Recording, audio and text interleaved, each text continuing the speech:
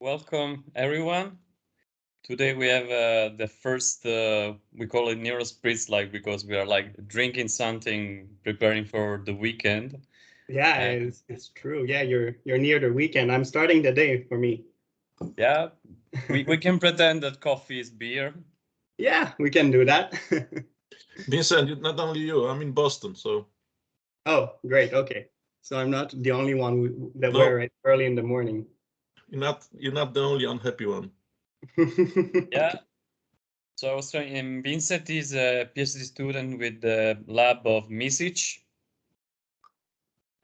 which is a lab doing similar stuff than we do. And Misic has been also, I think, a postdoc with Olaf Sporns. So, okay, so the floor is yours, and I will say a roughly 30 minutes presentation, and then if you have questions. And I assuming you're also at home, you're also not on McGill's. I'm at McGill and I'm at, oh yeah, I'm at home. Sorry. Yeah, sorry. Yeah, exactly. I'm at home, but that's because of the presentation today. It's not that you're still in quarantine style or. Yeah, exactly. But we're not used to having a presentation that are remote. So we don't have the room or the space to do those presentations at the lab. So I've decided to stay at home today. Okay. Anyway, whenever you want. All right, so I'll start. So I would like to thank you, Alex, for inviting me today. So I'm very happy to present this work. The last time I presented it was 2 years ago, approximately, because this paper has been published last year. It's been published in Neuroimage. So the title is Multiscale Communication in Cortico-Cortical Networks. And so the main idea behind this paper basically comes from the framework of network neuroscience, right? It's a framework that considers the brain as a network of anatomically connected and functionally interacting neuronal populations. And it's a field of neuroscience that has gained a lot of momentum in the past few years. And that's mostly due to advances in the field of neuroimaging, because those have allowed us to image human connectomes in a very high resolution. And there's two ways in which people usually reconstruct human connectomes. One of them is by using diffusion MRI as well as spectrography algorithms. So those techniques allow us to map the white matter connections between brain regions. And this is useful to reconstruct a structural connectome of actual physical connections between brain regions. And the other way we can reconstruct connectomes in the human brain is using functional MRI. So the functional MRI basically captures bold activity in the brain. And so what we can do is we can take the bold signals that we observe for each brain region, and we can correlate the time series of those signals. So what that does is that it allows us to understand if two brain regions have correlated bold signals, we can kind of assume that these two brain regions are functionally interacting with each other in some way. And so, yeah, basically we have two types of network, right? We have the structural connectome and the functional connectome. And one of the main goals of network neuroscience is actually to try to understand how different types of communication processes can unfold on the structural connectome here on the left, such that we get the statistical association that we can quantify using functional connectivity. And so for that, what people have done is that they've designed a lot of different types of models of neural communications that I'm showing. I'm showing a few of them on the left here. These models of communication are quite useful when we try to understand how, based on the structural connectivity of the brain, how can the functional connectivity arise. And the way we do that is by using those models of neural communication to try to predict how easy it is for two brain regions to communicate. So for example, we can take as an example the shortest path model. That's a model that actually assumes that information from one brain region to the other actually travel through the optimal path between two brain regions. So by optimal path here, I mean the shortest one in terms of the number of hops the signal will have to jump through before getting to the target node. So once we have a model like that, what we can then do is try to develop measures that will allow us to quantify how easily brain regions can communicate with each other. So in the case of shortest path, what we can do is look at the path length, for example. So the larger the path length between two brain regions, the harder it is for a signal to get from the source node to the target node. What we can also do with those models is we can actually develop measures of centrality. So these measures actually quantify the importance of a specific node in the network. So for example, here I'm showing closeness centrality, which is associated with shortest path in the sense that it's computed as the inverse of the average path length between a node and all the other nodes in the network. And what's important to understand about these communication model is that they often conceptualize signaling events as single-scale global processes. This is great if we want to create general abstractions of communication, but what we, however, know about the brain is that information can actually be exchanged across multiple scales. So for example, you can have this node, this red node here, that is able to communicate with all the other nodes in the network. But what we might think when we think about the brain is that given the modular architecture of the brain, the way the red node here is going to communicate with its directly connected neighbor that are part of the same module or the same community that actually have similar functions is going to be quite different from the way they're going to communicate with other brain regions that are more distant. And that is because mostly these brain regions that are in the same module are involved in the same type of processing, and they're often involved in similar tasks. And that means that when someone is performing a task like that, they'll want their information to be segregated within a single module. So the way information is going to be communicated in that sense is going to be quite different than when communication is on larger scales in the brain. So this is actually going to be the goal of my, this was actually the goal of my paper when I wrote it. It was to try to understand how communication between different brain regions can actually unfold over multiple scales. So the way I've done that is I've described there's basically 4 sections in my paper. The first one is I'm trying to describe a new measure that I've developed that allow us to quantify the centrality, or basically the importance of a node in communication processes across different scales. And then I actually, using this measure, I demonstrate how it's possible to link together multiscale centrality and functional diversity and use this measure of multiscale centrality to quantify the functional diversity of a brain region. Then I demonstrate that we can use these 2 concepts to quantify to identify the scale at which communication is optimal between 2 brain regions. So like the scale, so whether like a brain region is optimally communicating locally or globally. And finally, what I've done is that I've explored the link between structure-function relationships and these ideas of multiscale communication. So I will first start by describing what this measure that I've developed to quantify centrality. So for my work, what I've done is I've relied mostly on a communication model called the random walk model, which is basically a model that assumes that information travels through the network as a random walker. So basically, it doesn't know when it starts at a specific node, it doesn't know where it's going to go. And the way we quantify how easily 2 brain regions will communicate with each other is based on the probability that this random walker that doesn't know where it's going is going to reach the target node. And so what I've done for my project is that I've used this model of communication to try to define multiscale neighborhoods around each node in my network. And the reason why I did that is because I wanted to understand with which region a specific node is able to communicate across different scales. And so to define these neighborhoods, what I've done is that I've used the transition probabilities that a random walk reaches other nodes for a specific time length in the random walk, and this is for a random walk that is initiated at a specific node. So for example, just to make things more clear, here, for example, I initiated a random walk at the red node that I'm showing here. And here I'm showing the transition probabilities of this random walk to the other nodes in the network. So basically here I'm only showing the directly connected neighbors of the red node here. And so we can do that for all the nodes in the network, sorry. And what we can do then is that increase the length of this random walk. And then we get neighborhoods around each nodes that are larger and larger, which gives us the communication capabilities of different nodes across different topological scales.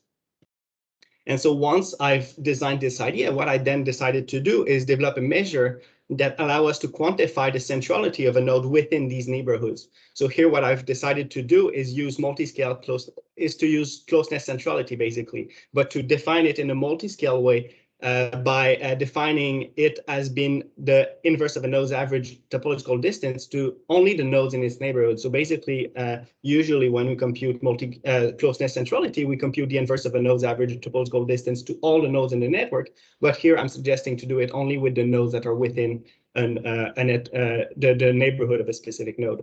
So these neighborhoods, as I've just said, would be basically the neighborhoods that I've identified using random walks that I've shown before. So by doing that, basically just to demonstrate how it works, is we have an axis of time scales as well as an axis of centrality scores. And then as we increase the value of t, we see that the value of the centrality for a specific node actually either increase or decrease. And we actually see that it can be, and with this technique, actually, we can have it on a continuous scale. So we can describe it also like across all the networks. So here, each gray line is actually another node in the network. I was showing examples for the 4 nodes that I've shown. And what we can then do is look at the distribution of centrality scores at specific time scales. So what's great about that is that it actually gives us a spectrum of centrality measures that goes from one side that captures on one side the local centrality of each node, and on the other side captures the global centrality of each node. So this main experiment, this first section of my paper was basically to demonstrate how the centrality of a node can actually vary across scales. And then in the second section, what I've done is that I've explored how this idea of multiscale centrality is linked to the functional diversity of a brain region. So for that, what I did is I used a stochastic block model. So it's just an artificially generated model that I generated such that it actually has 4 communities. So those ones that I've encircled here and that are in different colors. And actually, a fun fact about this network is that it can actually be grouped into 2 larger communities as well. And here I'm using a forced atlas embedding, which is great because it allows us to identify nodes that have diverse connectivity profiles. Those are here in the center of the embedding. These connectivity profiles that are diverse, what I mean by that is I mean that they form a lot of connections with other nodes in other modules, and not only like in the module that is in the same color as themselves. And like what we can then do is look at a trajectory of centrality for these diverse nodes. So what we see is that their centrality is actually increasing as we increase the value of t, so the length of the random walks and then the size of their neighborhoods. Otherwise, if we look at nodes that have clustered connectivity profiles, what we see is that their trajectory of centrality is actually decreasing as we increase the length of the random walk, so basically the size of their neighborhoods. And this actually quite makes sense when we think about it, because basically, when we think about how this measure of multiscale centrality works, it's basically that we have a walker that randomly walks around, but as this walker basically that is centered a node diffuse over larger neighborhoods, what we see is that they start to encounter different functional clusters. And as a result, if you have a node that forms that only form connections within its own functional cluster, so these clustered connectivity profiles here, they'll have decreasing trajectories because while their centrality might actually be high within its own local clusters, it's not as high throughout the network. So it's like a relative centrality to the other nodes in the network is decreasing. So this is the red and the green here. But in opposition, if we have nodes that have diverse connectivity profiles that are connected with a lot of different functional clusters, then in that case, their centrality is going to have an increasing trajectory. And so what's great about this technique actually is that we can quantify these increases and decreases in trajectories by computing the slope of these variations in centrality. What's great about these is that they actually are very good at capturing the functional diversity of a brain region. And what I mean, like just to be more clear about what I mean by functional diversity, another way that we can actually quantify that measure or that idea is by using a measure called participation coefficient. So this measure is useful in modular networks. So basically here by modular, I mean that there's 4 different modules of different colors. And the way this measure works is it computes basically a ratio between the number of connections that a node forms within its own community and the number of connections it forms between itself and other communities. And so here what I'm showing is that the slope of the trajectory is actually very much correlated with the participation coefficient. So that's what I'm writing here. And what's great about this technique actually is that depending on the value of t that we're using to quantify the diversity of a node, it's going to be able to capture the value of the slope is going to be able to capture the functional diversity of a region for relative to different functional clusters. So what I mean by that, for example, here what I'm showing is the Spearman's correlation between the value of the slope across all values of time t and other types of measures of functional diversity. And what we see is that if we look at the clustering coefficient, which is a measure that captures the number of triangles that a node forms with its neighbors, so it's basically a very local measure of diversity, it's quite correlated with our measure of slope for small values of t. And if we look at the participation coefficient obtained using a partition of our network into 4 communities, it's peaking like that. Its highest correlation with the slope is at the median average value of t. And if we look, instead of having the 4 nodes, the 4 communities as a partition, if we only use the 2 biggest communities, the participation coefficient is correlated at much larger values of t. So it's basically allowing to capture diversity across different scales, which is actually quite interesting. And so we can do that. We can do the same thing in the brain, right? So like these are the trajectories that I've shown before in the first section. We can actually quantify the slope of each of these trajectories across time scales, and we can look at the topographic distribution on the surface of the brain of these measures of diversity, which again gives us a spectrum of diversity measures ranging from small scale diversity to large scale diversity. And again, these measures of diversity are correlated with other measures of diversity that have been used previously, but that are at a single scale. So for example, there's a strong correlation with clustering coefficient at an average value of t. And there's also a quite interesting correlation between our value of slope and the participation coefficient obtained when we used a partition of the brain into 6 communities.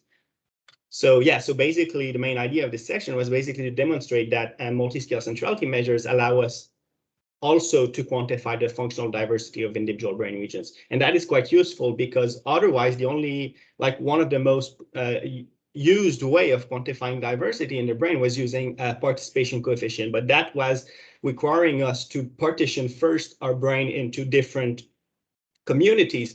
But this is sometimes hard to do in the brain because the communities that we try to identify are sometimes quite hierarchical, and they're sometimes like embedded into each other. And because of that, it's quite hard to identify them using normal techniques of community detection. So this technique, what is great about it is that it doesn't require to actually use any type of modular partition at all of the brain. And so the third section here was then to try to use these 2 ideas to identify the optimal scale of communication of a brain region. And the way we can do that actually is quite simple, is if we take the centrality trajectories that I've shown since the beginning of this talk, and what we can do is look at the value of t at which the centrality of a node is maximal. So here we have in red nodes that have a centrality value that is very large for large values of t, and in blue we have nodes that have a centrality value that is very large for small values of t. And what we can do is we can view these variations in the peak centrality of a node as a sign of their communication preferences, because as I've explained in the previous section, if you have a decreasing trajectory, it mostly means that you're optimally communicating locally with your direct neighbors, and you're not as good at communicating with nodes that are in different functional clusters than yourselves. And in opposition, if you have a node that has an increasing trajectory, such as those here in red, that probably means, well, that actually means that you're communicating quite easily with nodes that are farther away from you and that are in different functional modules. So we can actually look at the topographic distributions of these optimal values of t, and we can actually compare across different functional networks and cytoarchitectonic classes. And what we can do, what we can see actually is that functional networks and classes that are associated with unimodal sensory processing, so for example, sensory regions, will tend to have a larger number of nodes that are involved in local processing. Whereas if we look at more higher order brain regions, such as the default mode network, for example, we'll see that those nodes have network have a larger number of nodes that are involved in global processing. So And what I've also done is I've used Neuroscience, which is a repository of probabilistic maps of brain activation. So it's basically telling us if you have a specific word in a study, what is the probability that certain brain regions are activated. And what I've done is I've used those brain maps of probabilities and I've correlated them with the centrality measures that we've obtained across each scale. And I've looked at the scale of T at which the correlation is maximal. And what we find is actually words that are associated with unimodal sensory and motor processing tend to be much more correlated with measures of local centrality, whereas words that are associated with more higher order cognitive functions tend to be correlated. So their brain activation tends to be more correlated with our measures of global centrality. So basically it means that nodes that are activated when we are doing those complex tasks are basically the brain regions that are more central globally, which actually makes sense given that these tasks require more integrative processing. And so, yeah, so basically the main idea of this session was that brain networks we can actually view brain networks as being organized along a localized to distributed gradient of communication scale preferences. And the last thing I did in this paper was actually to explore how structure-function relationships vary across scales. And so the way I've done that, but before getting too much into this section, what I first want to do is kind of explain what I mean by structure-function relationships. I've kind of alluded to a bit in the introduction, but basically, in network neuroscience, we often have a specific brain like this one here. And on one side, we have structural connectivity, right? We're able to capture the physical connections between brain regions. And on the other side, we have functional connectivity, which gives us the relationship in terms of how similar the neural activity of two brain regions are. And what we often want to do is use different types of models of communication that we let work on the structural connectome, and we get a predicted functional connectivity. And then what we want to do is try to compare the predicted functional connectivity to the actual empirical functional connectivity. And then we get a correlation that tells us whether structure is actually coupled with function.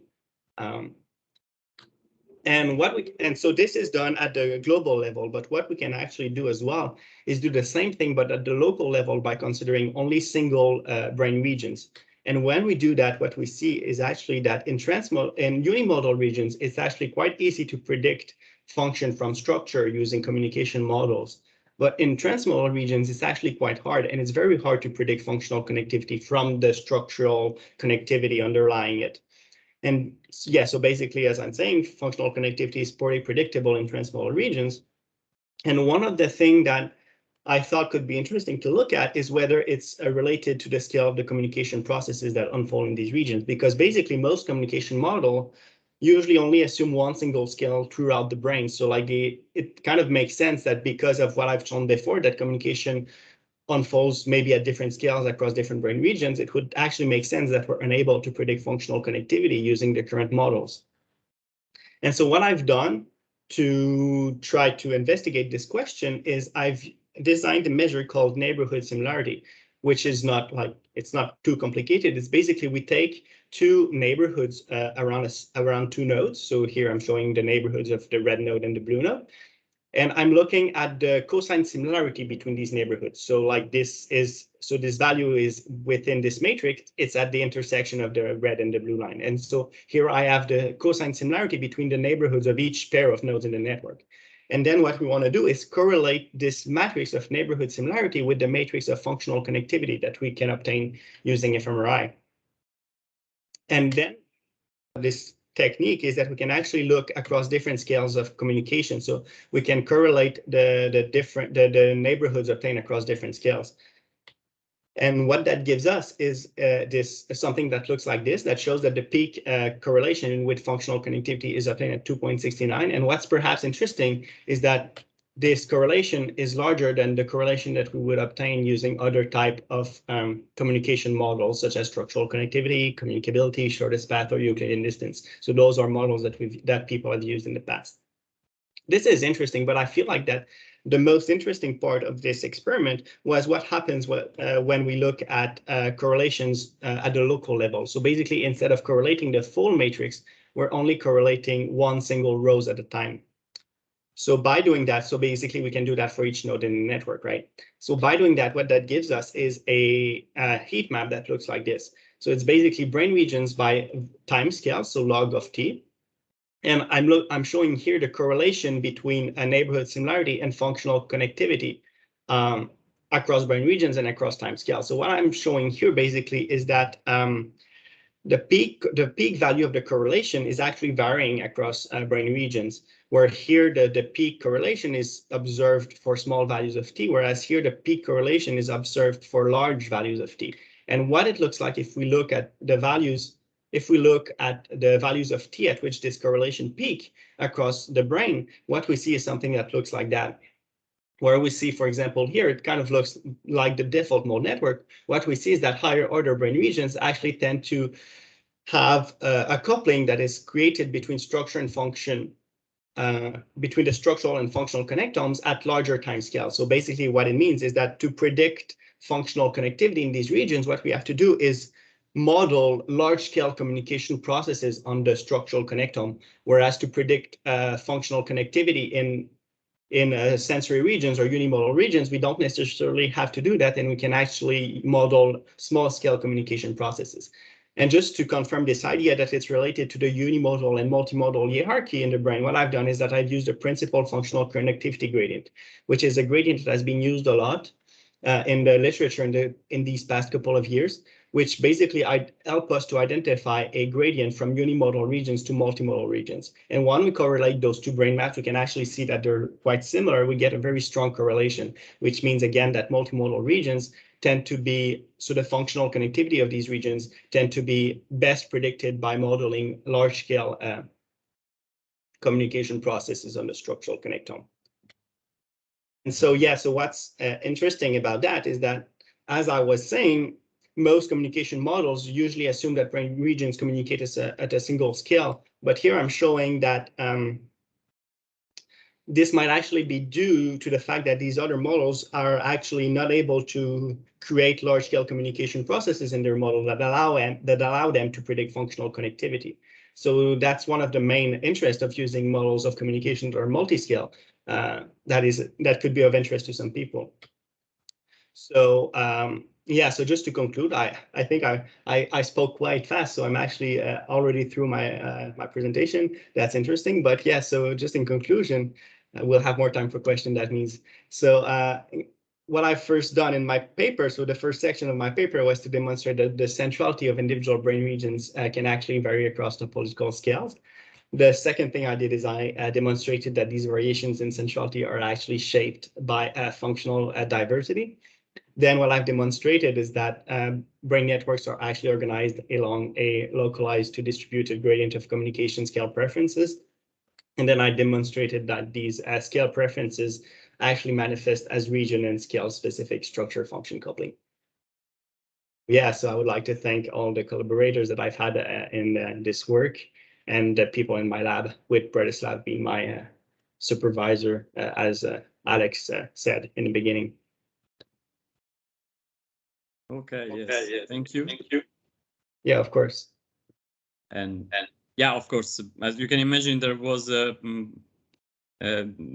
this was a bit fast for if you're not used. There was also some math in the, you can see in the section of the paper, which was detailed.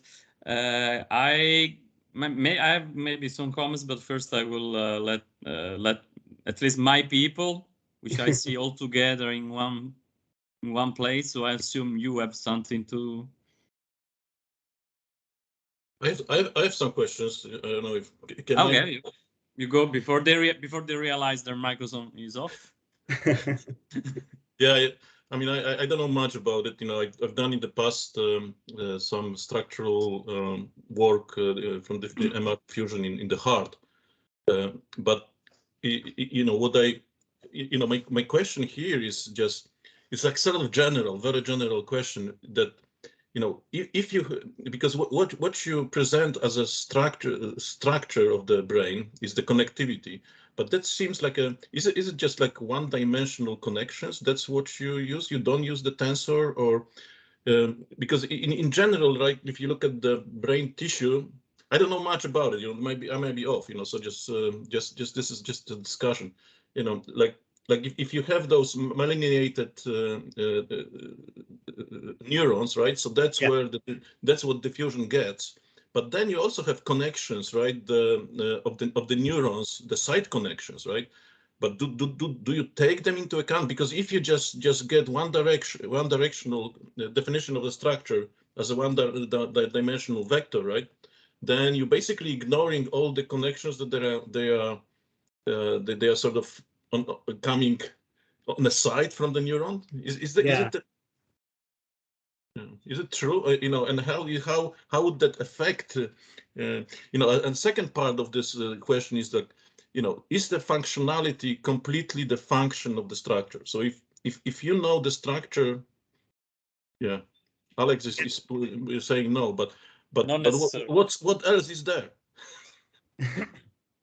Yeah, so these are a great question, and these are actually like, if you read a paper in network neuroscience, these questions are going to come like these, because these are probably like the main concerns with people when they read work in network neuroscience, because they often come up, and that's true, right? What we can say actually about the structural connectivity itself is that we're actually trying to model, because we're capturing, we're using diffusion as you've understood. So we're actually looking at mostly like large fiber tracks, and we kind of hope that this approximation is good enough to actually capture something interesting. And actually, if we look at the correlations that we obtain between structure and function, they're actually not perfect, right? It's not something that is perfect, and we're very well aware of it. But we have to, and we don't know, like it could be like the structural connectivity that is bad, but there's actually this whole assumption that functional connectivity is reliable that could be bad as well, because we're actually looking at like variations in oxygen of different brain regions as a proxy for neural activity, but this could actually be problematic as well. So that's a big problem in network neuroscience in general, but it's usually agreed upon that it's good enough, especially in the brain, because we don't have better techniques to do these type of works.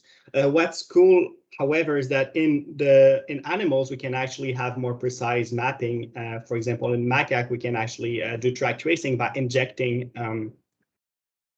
the viruses that actually allow us to capture to visualize the actual tracks between each brain region. So that gives us better mapping. So a lot of this work could be replicated in other animals and other species to try to confirm that it works. I haven't done it here, but yeah, those are very important concerns that you bring up. But yeah, but in the brain, you know, the diffusion is transversely isotropic, is it? There is no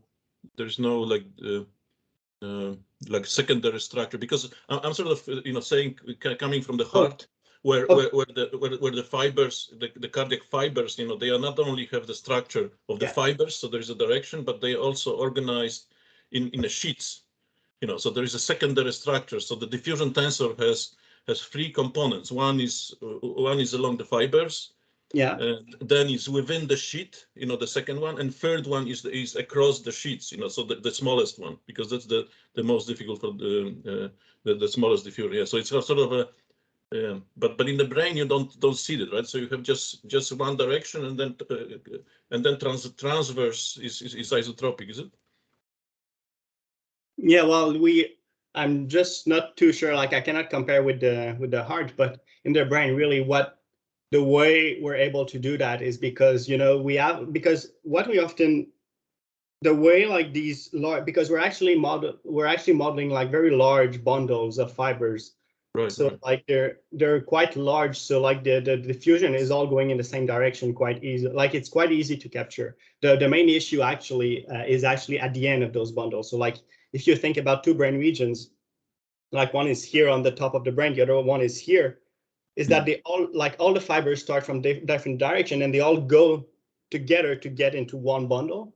And the main issue is capturing like the entrance and the exit of these bundles, and not the bundle itself, because like the directionality of the current of water, right, of the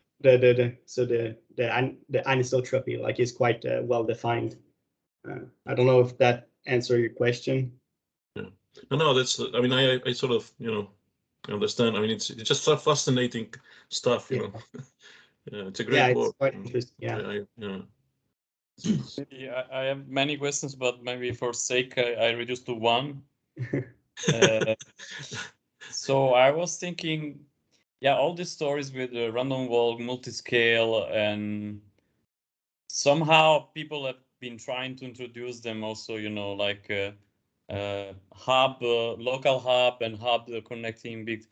But we are, so far this was more focused on healthy people. Yeah. From the point of view of, I don't know, people with disease or altered state, mental state or whatever, do you have any idea of applications for, I don't know, say people with some lesions or things like this, or more on the clinical side? Yeah.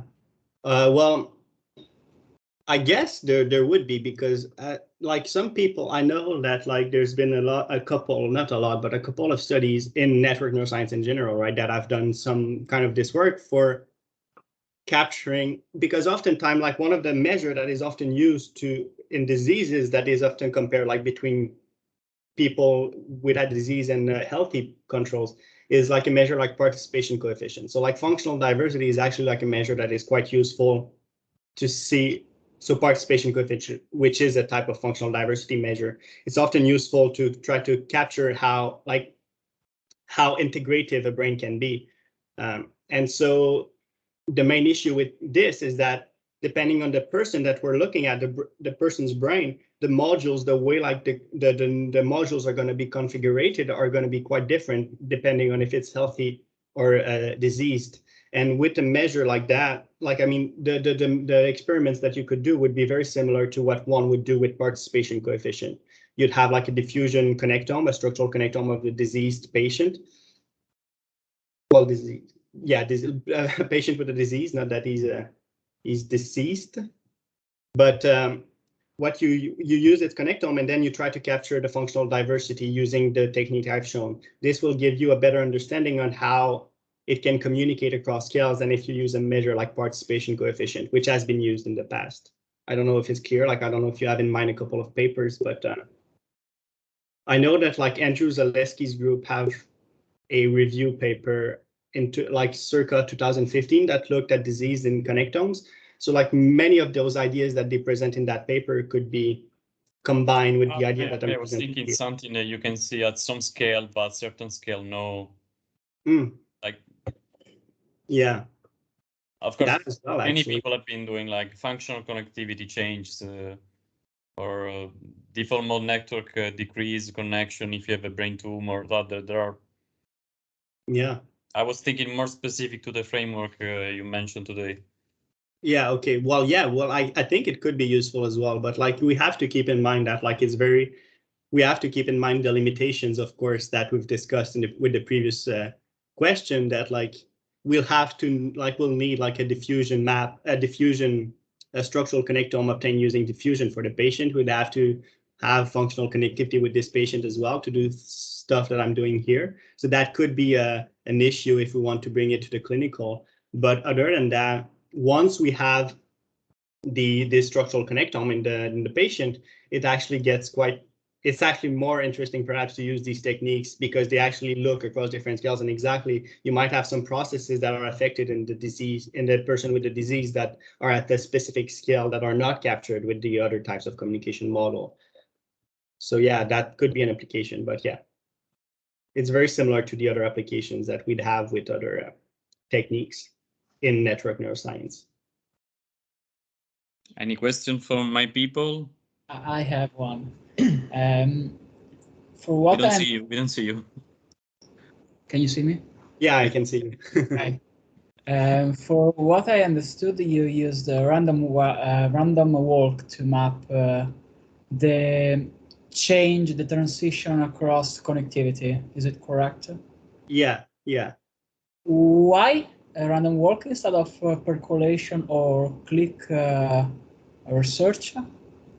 It's a great question. Yeah, there was no reason specifically. It's basically the first thing that I started playing with, and it was working well. This is a question that came up a couple of times in other talk that I gave. So, and I've actually like explored it after I published my paper, and it looks similar, like the idea is similar, but we could have used other types of model of communication to define the different scales.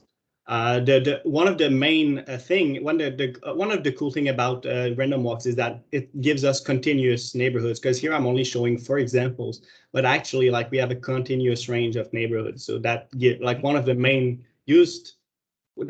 reasons why it's used here is because it gives us continuous ranges of neighborhoods, which is great. But aside from that, this is a methodological reason, but we could have used other types of communication models for sure. And it would have given us different results, to be honest. But the main findings, which is that there's like a range of communication processes where unimodal regions tend to communicate locally, and the opposite for multimodal brain regions, this main finding actually stays, but the specifics change a bit. Yeah, no, just because I know that with clicks, for example, you can map different properties like topological properties, then you enter in the geometry of the network. So yeah, you will have other stuff. Of course, you made even too much stuff for this. I suppose I see that, but yeah, it would be interesting. Yeah, that's true. It would be interesting to look at. Yeah, because this idea is very general. Like my aim was to present a general idea that can be applied in many different ways. Yeah, very interesting. Thank you. Other questions? Yeah, I have a couple of them. One is sort of naive, but I'm just curious about it. I was wondering if you did the same thing, but instead of doing random walks on the structural connectome, you did it on the functional connectome and applied the same analysis, but in reverse. Yeah. I'm not sure if there is something to be found or because I was thinking that what you're saying is that actually makes sense, right? That the functional activity is some sort of based upon the structural connectivity. But also Arek mentioned, like, is it always like this? And it would be interesting that if you somehow recovered similar results, but done in reverse, like this would be, yeah. I'm not sure it makes sense though. Well, I do understand your question. Yeah, so we can actually do this in the functional connectome as well. I haven't done it. And because the reason is, I don't know if this model specifically would be the best, because I understand your question of like, instead of going from structure to function, can we go from function to structure?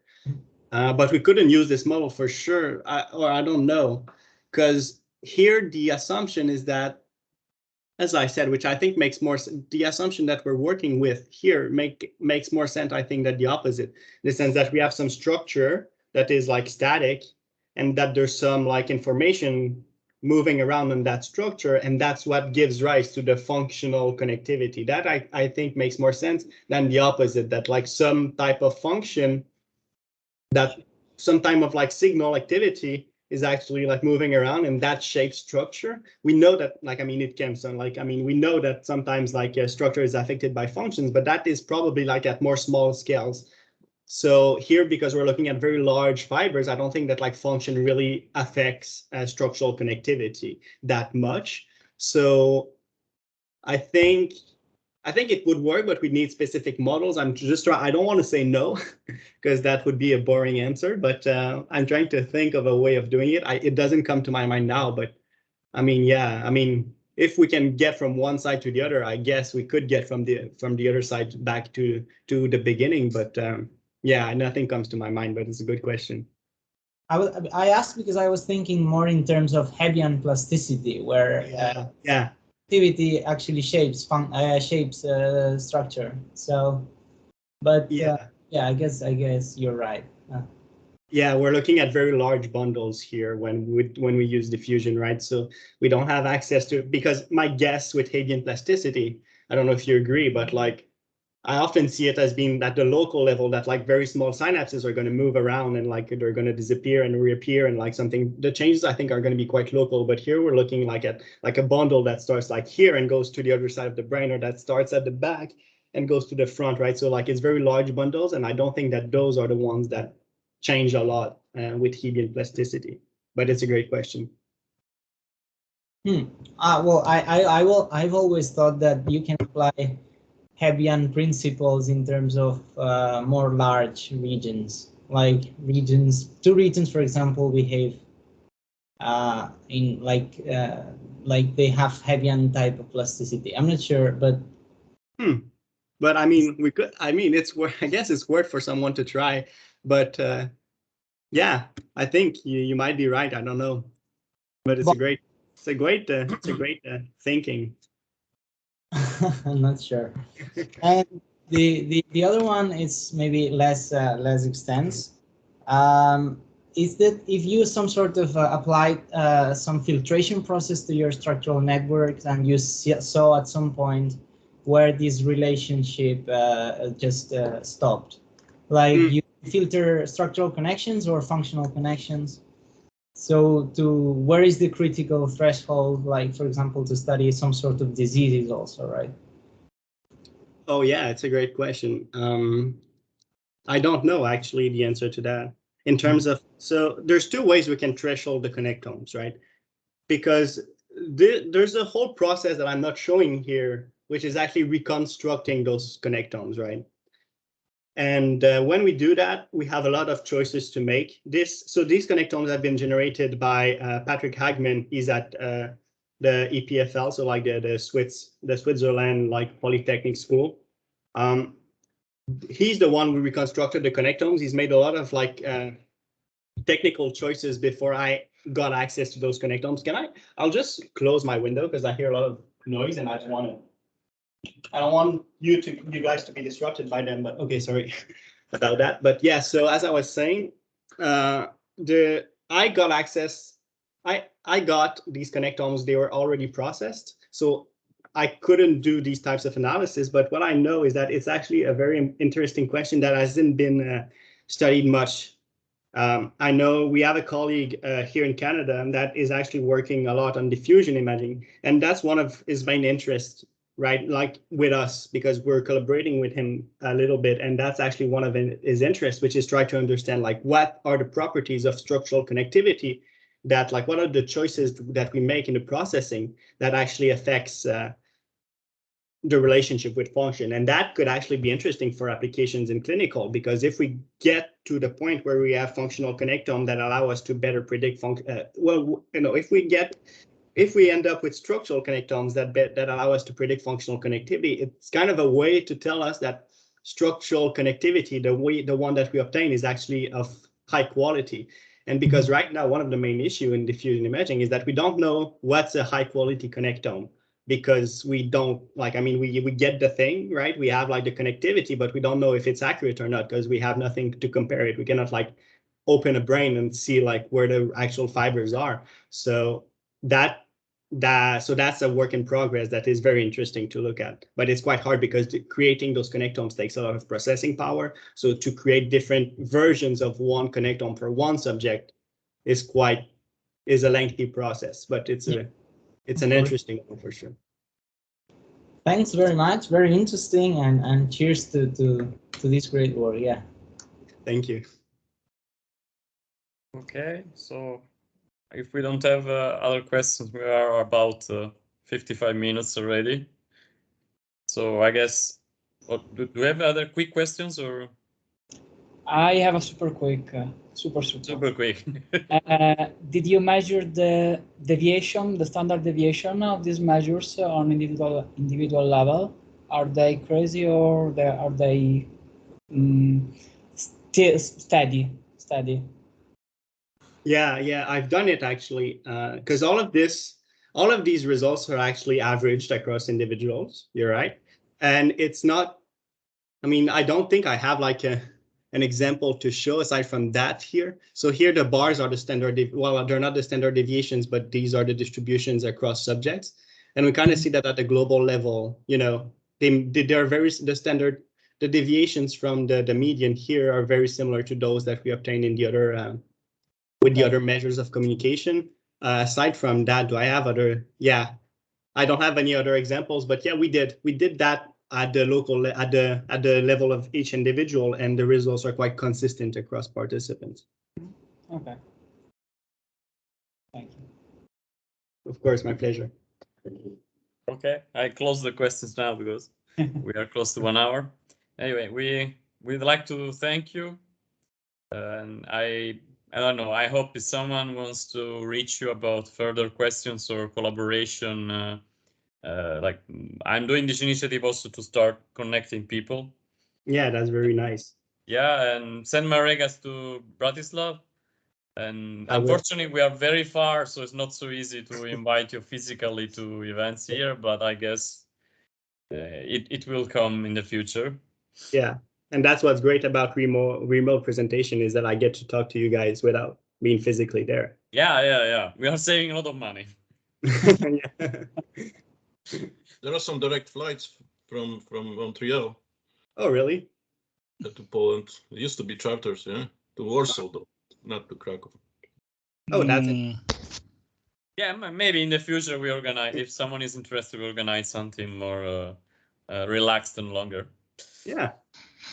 Okay, then have a good day, and for us, it's like have a nice weekend. Yeah, exactly. Have a nice weekend. Yeah, Vincent, you have some nice bottles in the back, I see. Yeah, I know. I didn't know like where to put them because I'm in my bedroom and like I don't have much storage space. So yeah, I left them there. But yeah, thank you. And yeah, I would like to thank you, Alex, for inviting me. It was very nice to talk to you. Okay, then guys, see you and have a nice weekend. Have a nice See weekend. you. Bye. Bye. Bye.